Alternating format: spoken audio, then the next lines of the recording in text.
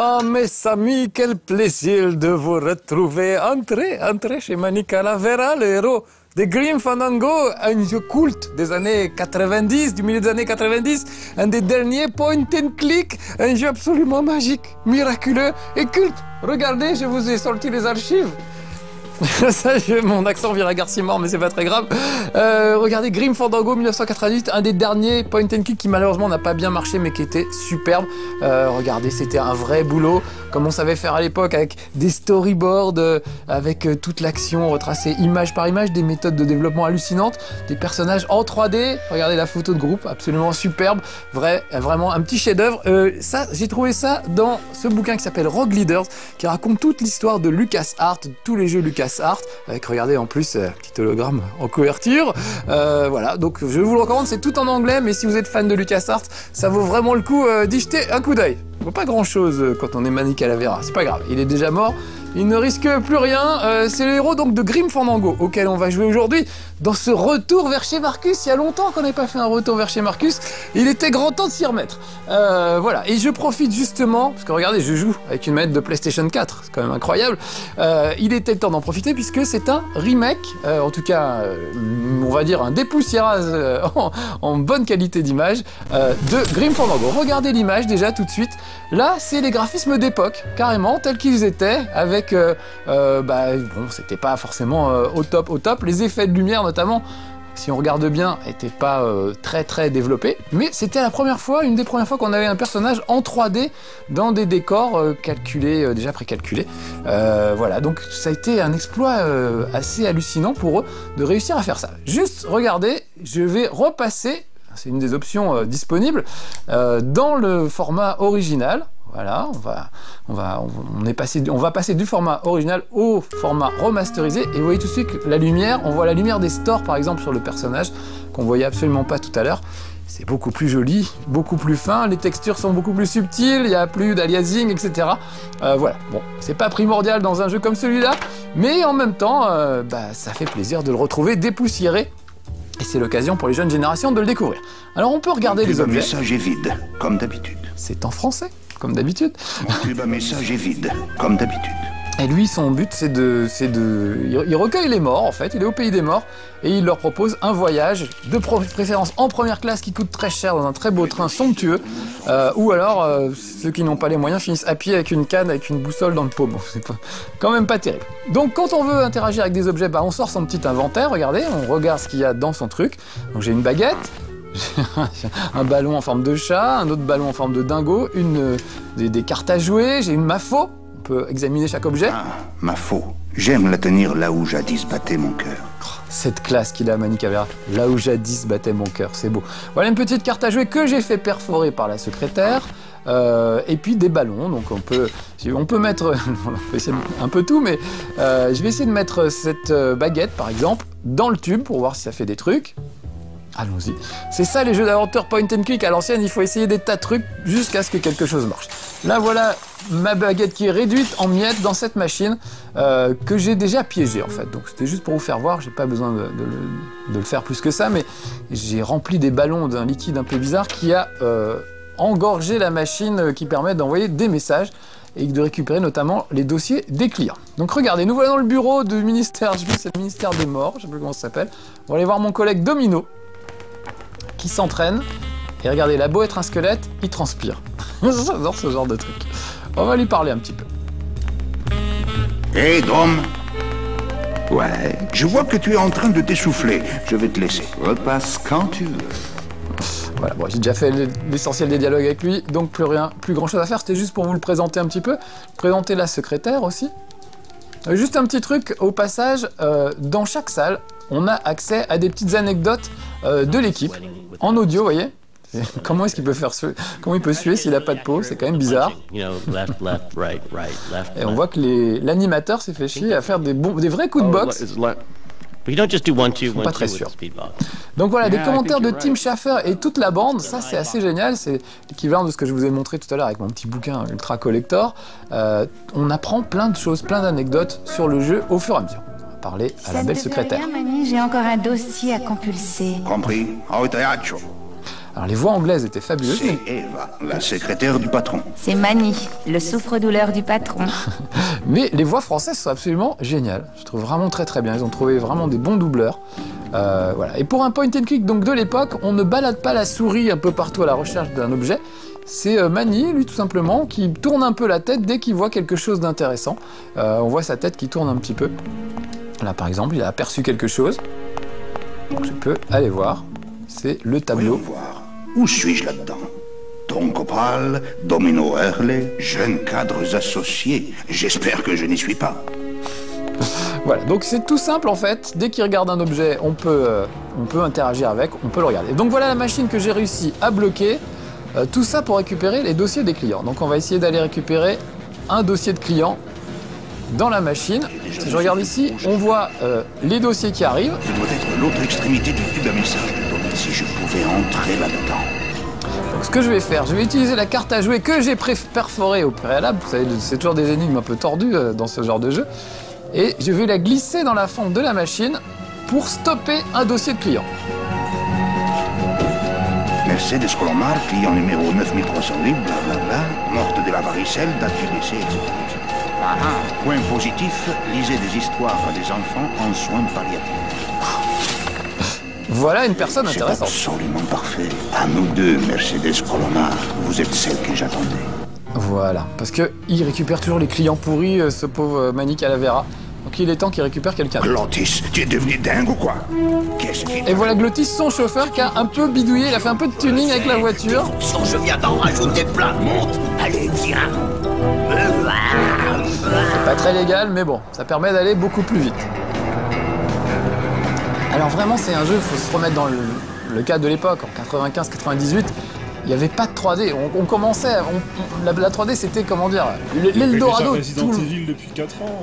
Oui, c'est vrai Alex, mais c'était, comment dire, on est passé à la 3D avec vraiment des jeux comme Tomb Raider et des trucs comme ça, où tout à coup on pouvait tout voir en 3D. Attendez, cette séquence est trop émouvante, on parle après. Vous donner mes médicaments. Non, mais je vais vous soulager de votre mal. Ainsi, ils n'ont pas pu me sauver. Non, mais vous par contre, vous pouvez me sauver. C'est une lourde responsabilité, Monsieur Calavera. Qu'est-ce qui vous fait penser que je suis irréprochable? Mademoiselle Colomar. Appelez-moi Meche. Meche, votre visage ne ment pas. Et votre dossier le confirme. Vous avez droit à un billet de première classe pour... nulle part. Hein? J'ai fait quelque chose de mal? Si c'est le cas, ce n'est pas dans votre biographie. En tout cas, pas dans les premiers chapitres. Qu'insinuez-vous donc par là, Monsieur Calavera? Voilà, donc là, à partir de là, je vais avoir le choix des dialogues. Donc, on reviendra tout à l'heure sur la 3D, mais c'était pour vous montrer vraiment qu'il y a des trucs très émouvants, très tendres. C'est vraiment un jeu poignant par moments. Il y a vraiment des grands moments. Donc, tout se passe avec du dialogue. Voilà, on va la cuisiner un peu pour voir si elle a fait quelque chose de mal. C'est quand même curieux qu'elle ne soit pas dans nos dossiers. Alors, par exemple, est-ce que vous avez fait du vol à l'étalage? Est-ce que vous êtes cruel envers les animaux? Cruel envers les animaux? Oh non, je les adore. Et une fois, quand j'étais bénévole dans un refuge de la SPA... Ça va, j'ai compris. C'est vraiment la femme parfaite. Alors, on se demande ce qu'elle fait là. Un vol à l'étalage, peut-être. On m'a accusé de vol une fois. Ah. Mais je n'y étais pour rien. Ce chiot m'avait suivi jusque sur le trottoir. Oh, Non, elle est vraiment parfaite. Elle est vraiment vous parfaite. payez vos impôts. Je n'en ai jamais payé de ma vie. Ah ah. Je n'ai jamais gagné assez pour être imposable. Tout au long de ma vie, je n'ai fait que du bénévolat. Avez-vous tué quelqu'un au cours de votre vie? Non, jamais. Oui, c'est vraiment la femme Mais parfaite. vous en êtes sûr? Non, je l'avoue, je n'ai jamais tué personne. Et votre mari, je veux savoir si elle est célibataire, moi. Monsieur Calavera, vous voyez bien que je ne porte pas d'alliance. Vous ne portez pas votre âge non plus. Je crois que vous êtes obligé de me faire confiance. Les dialogues sont vraiment excellents. Est-ce qu'elle n'est pas alcoolique quand même un peu? Manny, là vous me décevez vraiment. Et vous n'avez même pas essayé? Je n'ai peut-être pas été assez persévérante. Allez, un péché, pour plaisir. Juste un péché. Si ça peut vous aider, je veux bien faire une grosse bêtise. Non, ça ne compterait pas. J'abandonne. Ne vous découragez pas, Manny. Excusez-moi, mais je dois consulter votre dossier. Je suis désolée de vous mettre dans un tel embarras. Ce n'est rien, mais je vous en prie, appelez-moi Manny. Bon, j'allais voir mon supérieur parce que ça ne va pas. Donc oui, je disais, c'est une époque où la 3D était vraiment super en vogue, où tout à coup tout devait passer en 3D total. Et c'est une époque où c'était déjà difficile de faire des personnages en 3D dans des décors fixes. C'était déjà quelque chose de très compliqué. Donc ils se sont bien creusés chez LucasArts pour arriver à faire ce personnage en 3D dans des décors fixes. Mais c'était un peu trop tard parce que l'époque du point and click était passée. Malheureusement, tout le monde voulait des jeux en 3D total, dans le genre Tomb Raider, Wolfenstein ou compagnie. On pouvait vraiment regarder partout. En total 3D, du coup ça n'a pas marché, c'est vraiment un jeu culte, j'allais dire un film, c'est vraiment un jeu culte, mais qui s'est très peu vendu, mais que j'espère vous allez apprécier maintenant quand vous allez le retrouver. Voilà le patron qui rigole pas du tout. Tout ça pour voler un client à son agent légitime. Rien n'est légitime dans cette compagnie. Vous donnez tous les bons clients à Domino. Manny, je suis vraiment gêné pour toi, tu sais. Quelle saleté ce Domino, il triche, il triche. Je vais faire venir cette femme et tu lui présenteras toi-même des excuses. Eva, faites entrer Mademoiselle Colombar. Elle est déjà partie, monsieur. Elle a dit que comme elle ne marchait pas vite, elle devait se mettre en route tout de suite. Marchez. Et voilà, elle est partie à pied. Elle est partie à pied, c'est insensé. C'est la meilleure formule que j'ai trouvée pour elle. Tu comprends pourquoi je donne les bons clients à Domino? Cette femme était une sainte. On allait lui vendre un billet pour le 9 Express et on n'a pas pu le faire parce que toi, t'as pas pu lui en Le 9 Express, c'est le nom du train de luxe qui emmène les morts vers le diffuseur. Ils sont un peu au purgatoire en fait, ils sont un peu en attente jusqu'à leur destination finale. Et eux sont un peu des agents de voyage en fait. Ils leur fourguer des trucs le plus classe possible. Mener une vie de labeur au service des autres. Son destin a été volé par un vendeur prétentieux qui cherchait à s'octroyer une commission qu'il ne méritait pas. Ça rigole pas, hein. Rentre là et tiens-toi peinard, jusqu'à ce que le patron décide de ton sort. Donc voilà, donc techniquement, faut se dire que pour l'époque, c'était magnifique déjà. Et c'était vraiment novateur. Mais ça restait du point and click avec des énigmes un peu débiles et des objets bizarres. Comme par exemple ce truc. Distributeur de fil à dents, un truc comme ça. Donc, en fait, ça distribue une sorte de pâte dentaire. Berk. On dirait une glace à l'italienne, mais d'après l'odeur, ce serait plutôt du mastic. D'accord, bon, on va essayer de sortir de là. En tapant à la porte, tout simplement. Hey, il y a quelqu'un? Ah, une ombre. Alors, Manuel, as-tu pensé aux conséquences de tes actes? Faites-moi sortir d'ici immédiatement. Pour sortir, Manuel, il faut d'abord rentrer dans le rang. Si tu es encore loyal envers cette compagnie, dis-le haut et fort. La direction t'entendra peut-être. Alors, est-ce que je dois failloter pour sortir le plus vite possible? Au contraire, non, ils sont corrompus, voilà. Le TDM est Je lâcherai rien. et j'ai bien l'intention de le prouver. Tu oserais? Cela causerait des gros ennuis à cette agence. Eh bah, tant pis. Je vais tout dévoiler. Allez, Je vais tout faire dévoiler sur vos combines. Pas de doute. Tu es bien mon ennemi du département de la mort. Bienvenue au club. bien. En fait, j'ai bien répondu puisqu'il s'agissait de révolutionnaires qui vont m'embringuer dans leur magouille à eux. Tout le monde magouille dans ce jeu. Donc vous avez remarqué, l'univers, je trouve assez fabuleux. Il est inspiré de tout ce qui tourne autour de la fête des morts qu'on voit au Mexique. Alors c'est vrai qu'il y a des gens, Alex Pilote me disait, moi ça me parle pas du tout. C'est vraiment un truc qui me... Même le nom Grim Fandango, tout me paraît bizarre. Ça donne pas envie. C'est comme moi en fait avec les mangas. C'est le même truc, le même rapport au truc. Donc je comprends très bien qu'on puisse ne pas rentrer dans cet univers. Je les trouve assez fabuleux. Il y a un côté film noir, les vieux films avec Humphrey Bogart et compagnie, avec de l'espionnage, des guerrieros et tout. Et vraiment, je trouve cette ambiance super, quoi. Cette ambiance du film noir est vraiment très bien. Après, ça vous parle ou pas du tout, ça dépend évidemment des gens. Et puis il reste les énigmes qui sont plus ou moins compliquées. Mais bon, comme c'est sorti en 90, je vous rassure, on trouve de quoi des solutions absolument partout, même en vidéo parfois. Donc si vous êtes coincé, vous tournez trop longtemps, au bout d'un moment, vous pouvez vous débloquer. Mais je trouve qu'il n'y a pas grand chose de trop bloquant dans ce jeu. On finit toujours par trouver quand même, de soi-même sans être obligé d'aller sur internet chercher des solutions.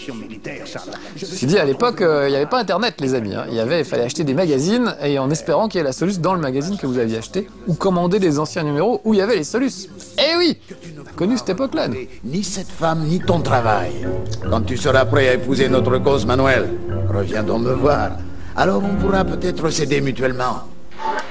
Très bien, voilà, on va aller parler à sa copine révolutionnaire qui m'a l'air plutôt mignonne. On dirait vraiment la sœur jumelle d'Eva. Je suis Eva. Ah bah voilà, tout s'explique. C'est la secrétaire. Comme ça, tu n'es pas vraiment une secrétaire. Je suis une espionne, Manny. C'est la dernière fois qu'on fait appel à Intérim 3000. Je sais pas. On va la laisser pour le moment.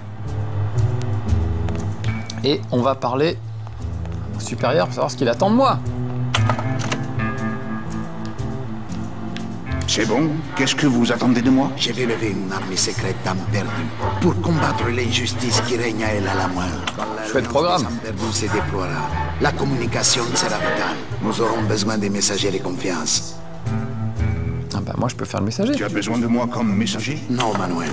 Nous sommes peu nombreux et nos agents sont trop précieux pour courir un risque pareil. L'histoire nous a appris que nous ne pouvions nous fier qu'à une seule espèce de messager, le pigeon voyageur. Ah, très bien, et ben voilà. Si j'attrape quelques pigeons sur le toit, tu me laisseras partir? Non, je dois les élever moi-même, agent Calavera. Je veux que tu me rapportes des œufs.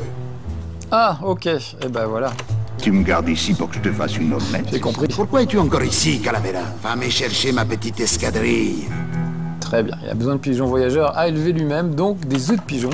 Ça tombe bien, j'en avais vu sur le toit. Donc on va y aller, on va résoudre des petites énigmes, parce que pour le moment ça a beaucoup parlé, mais on n'a pas fait grand-chose, nous. Mais en même temps, les dialogues sont tellement savoureux que parfois on a envie. On écoute tous les dialogues, on essaie d'épuiser un peu toutes les lignes de dialogue pour en découvrir le maximum. Je vais juste regarder un peu l'extérieur. Cette ambiance mexicaine, une petite fête au bout de la rue. Voilà, on peut avoir à chaque fois des petits commentaires sur les créateurs du jeu.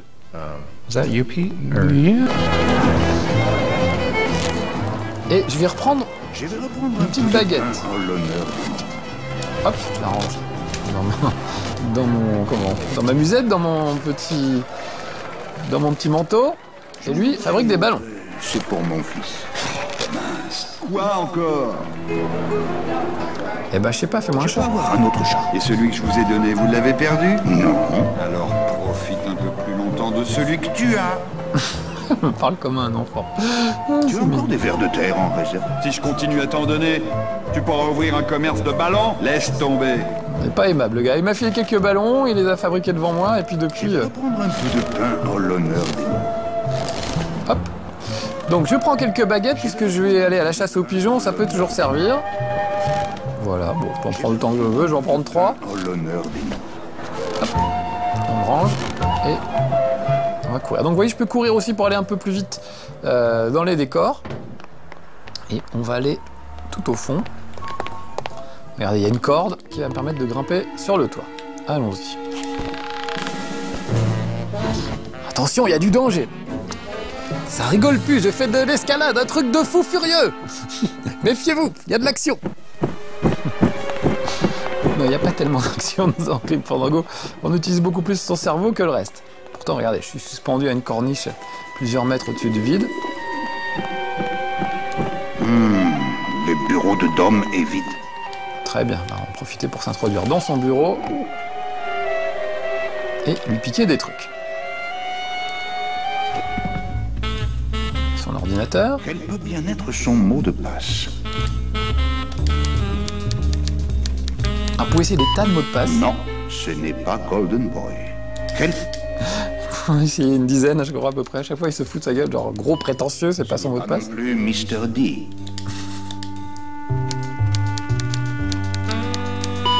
Dominé? Non. Non, non plus. Bon, on va fouiller les tiroirs. Il y a un truc qui brille là-dedans. Prenons, moi, tout ce qui brille, ça m'intéresse. On dirait un morceau de corail. Très bien, je le prends. Ok, je vais ranger. Oh, ça picole, on dirait. Je vais m'en jeter un petit après tout. Il ne cache même pas sa bouteille dans un placard. Tu parles d'un vendeur. Et on va aller voir son petit punching ball. Quelle frimeur. Et moi aussi, je vais cogner un petit peu le sac. Regardez bien, il y a un petit truc en haut qui va tomber. Hop là. C'est son protège-dents. On se demande bien pourquoi un squelette aurait besoin d'un protège-dents, mais pourquoi pas après tout. Ah, Domino a mis ça dans sa bouche. Et ben, je le garde quand même. Voilà. Et puis, normalement, j'ai trouvé ce qu'il me faut pour continuer. Donc, je retourne sur la corniche. Et on va monter tout en haut sur le toit. Donc, je vais récupérer la corde qui m'a permis de monter jusqu'ici. Ah non, non, je voulais récupérer la corde. Ah! Remonte! Remonte! Voilà. Petite fausse manip. Ah oui. Allez Mani, grimpe.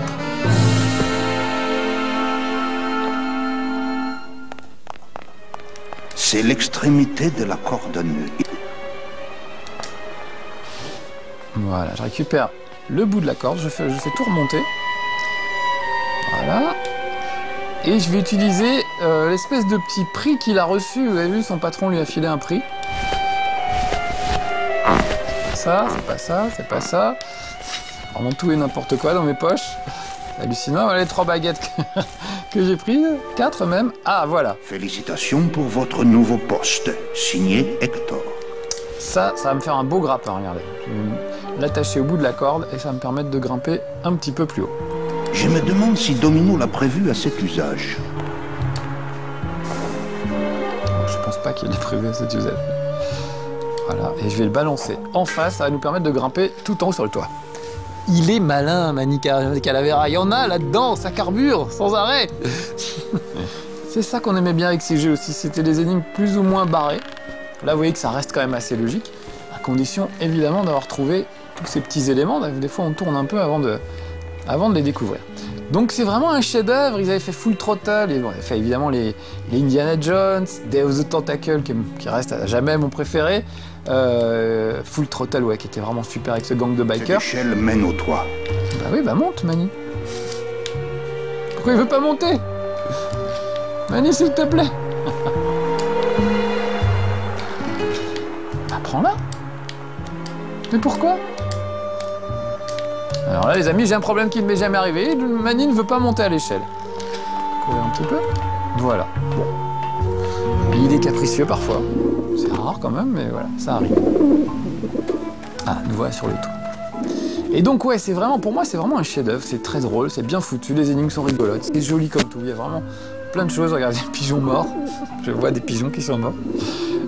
C'est vraiment plein de belles choses.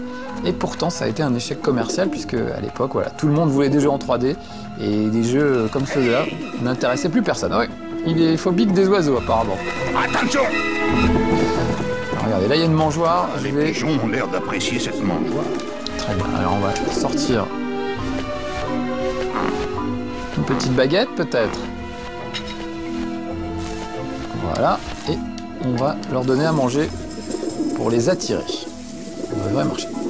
Et donc ouais, gros échec commercial, résultat des courses, ça a été assez dur pour LucasArts. Ils ont même abandonné d'autres projets qui étaient prévus après Grim Fandango, notamment un projet sur Star Wars qui devait s'appeler Le Nouvel Empereur, où il y aurait eu 6 PO qui devaient enquêter un peu sur les traces d'un nouvel empereur après les premiers épisodes de la Guerre des Étoiles, voilà, où l'empereur est fini détruit par Dark Vador. Et un nouvel empereur allait arriver, et c'était 6 PO qui menaient l'enquête. Voilà, ce jeu, le nouvel empereur, a été annulé finalement.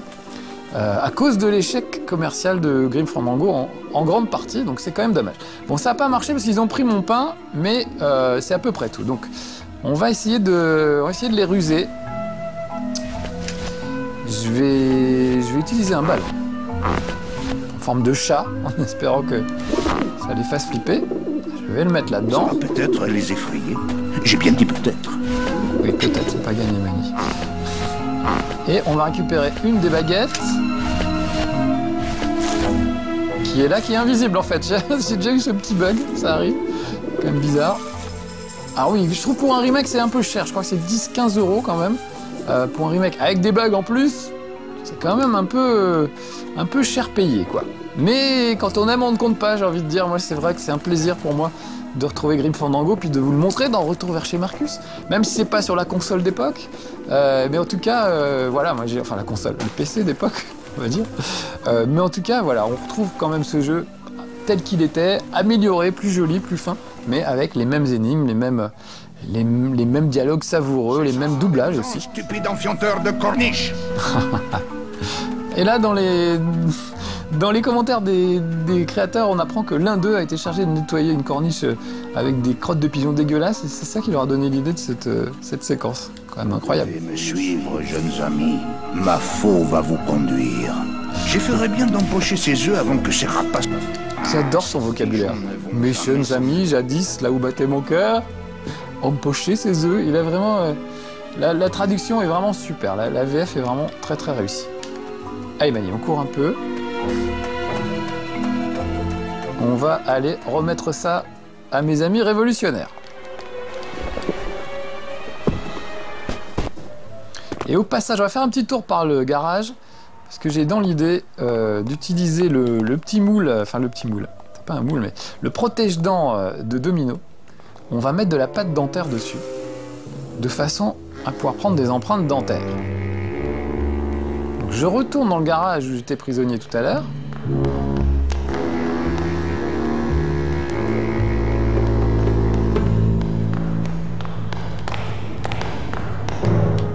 Ah mince, c'est où mon... Où est mon... Où est-ce que j'étais captif? C'est là-bas dans le fond.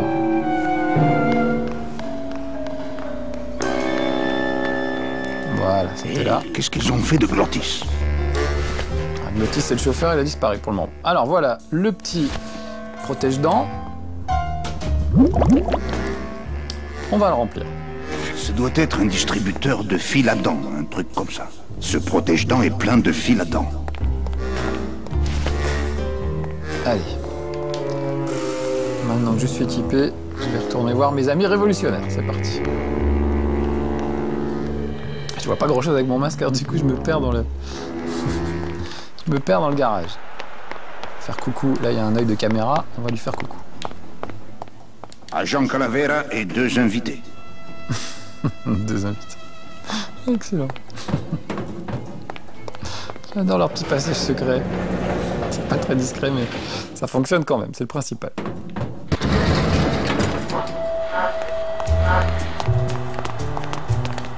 Voilà, chef. Tiens, voilà tes piou-piou. Excellent, Manuel. Grâce à eux, je vais pouvoir former une escadrille de messagers. Portés sous les ailes frémissantes de la justice, la révolution peut désormais se propager dans tout le pays. Grâce à toi, agent Calavera. Moi aussi, j'aimerais bien me propager dans tout le pays. C'est impossible. Il nous faut ton empreinte dentaire pour accéder à l'ordinateur. Désolé, mais la liberté a un prix. Eh ben voilà, il faut mon empreinte dentaire, donc je vais montrer ça. Donc le truc avec mon empreinte dentaire à cette chère Eva. Donc encore les baguettes invisibles. Voilà. Donner cet objet. Ah, c'est quoi, de la crème? Goûte. Non merci, je suis au régime. Très bien, alors c'est comme ça, je vais goûter moi.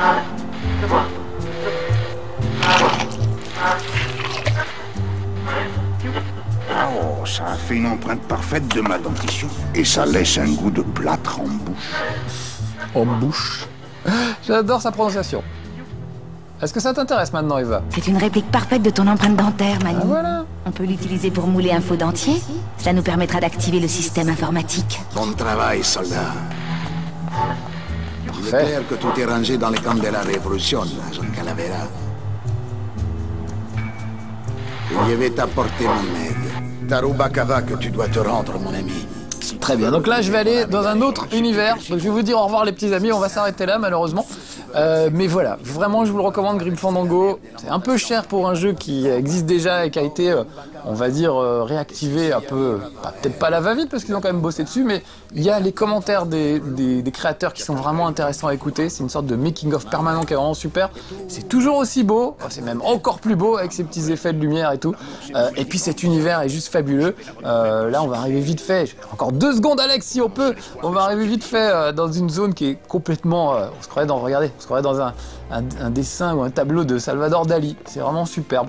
C'est vraiment un jeu plein de surprises, qui est toujours aussi beau, toujours aussi réussi et qui vraiment donne envie de partir à l'aventure. Voilà les petits amis, j'espère vous avoir donné envie de jouer à Grim Fandango. Aïe caramba, un véritable chef-d'œuvre de mon époque, de mon temps. Et puis je vous dis à bientôt pour de nouvelles aventures, peut-être en point and click aussi. Qui sait? À bientôt. Ciao.